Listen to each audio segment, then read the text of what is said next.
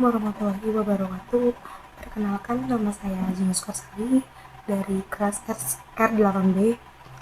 Saya di sini ingin menjelaskan tentang demokrasi, kepemimpinan, dan penegakan hukum dalam perspektif Islam.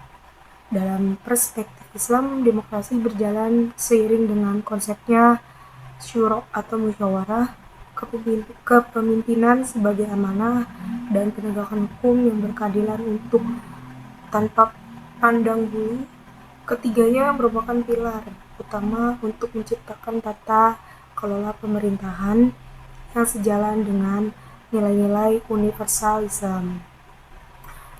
Demokrasi dan syuro atau bisa disebut musyawarah, Islam tidak mengenal istilah demokrasi modern secara harfiah, namun memiliki konsep syuro yang sangat mirip dalam hal pengembalian keputusan. Prinsip musyawarah yang pertama itu Al-Quran memerintahkan umat Islam untuk menyelesaikan urusan publik melalui musyawarah dalam hadis Al-Imran ayat 115. Keputusan tidak boleh diambil secara otoriter oleh seseorang pemimpin keterlibatan rakyat. Prinsip ini mengakui kedaulatan rakyat dalam batas-batas yang ditetapkan oleh syariat, di mana kekuasaan adalah titipan atau amanah dari Allah SWT yang dijalankan oleh manusia. Kepemimpinan sebagai amanah dalam Islam, seorang pemimpin atau khalifah imam atau kepala negara adalah pemegang amanah dari rakyat dan bertanggung jawab langsung kepada Allah SWT. Keadilan dan integritas pemimpin wajib menegakkan keadilan dan berlaku jujur. Dalam hadis An-Nisa, surah An-Nisa ayat 58. Kepemimpinan dipandang sebagai bentuk pelayanan kepada umat. Pemimpin yang baik adalah mereka yang mengayomi dan mendahulukan kepentingan masyarakat. Ketaatan bersyarat rakyat wajib taat kepada pemimpin selama perintahnya tidak bertentangan dengan ajaran agama. Jika pemimpin menyimpang selama pemerintahan, rakyat berhak untuk mengoreksi. Amar ma'ruf nahi mungkar. Penegakan hukum dalam Islam bersumber dari Al-Quran, hadis, serta ijtihad dan bertujuan untuk kemaslahatan umat atau bisa maqasid syariah. Persamaan di mata hukum, tidak ada diskriminasi. Dalam hukum Islam, setiap orang dari rakyat jelata hingga pejabat tinggi memiliki kedudukan yang sama di depan hukum. Keadilan hakiki, penegakan hukum harus berlandasan prinsip objektif, jujur, dan tidak memihak, bahkan jika itu merugikan diri sendiri atau keluarga. Dalam surah An-Nisa ayat 135.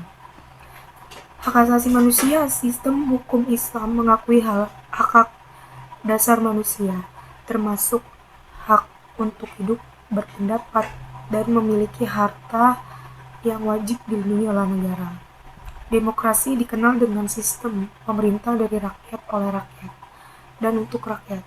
Dalam perkembangannya, muncul juga demokrasi konstitusional, di mana negara demokratis didasarkan pada peraturan hukum sebagai tatanan tertinggi, sebagaimana yang dikenal dengan Richard Rule of Law ataupun supremasi hukum. Demokrasi dan negara hukum ini menjadi sistem pemerintahan yang dianut di banyak negara di era modern ini.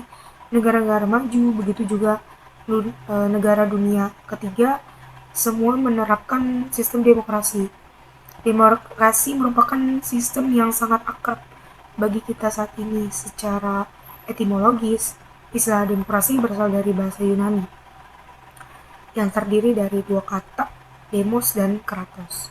Kata demos berarti rakyat atau penduduk, satu tempat, dan kratos berarti kekuasaan atau kedutaan, kedaulatan.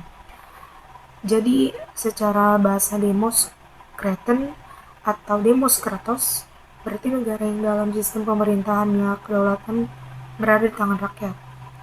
Kekuasaan yang tertinggi dalam keputusan bersama rakyat-rakyat, berkuasa pemerintahan rakyat dan kekuasaan oleh rakyat. Surat Azra ayat 210. Secara terminologis, demokrasi menurut Joseph A.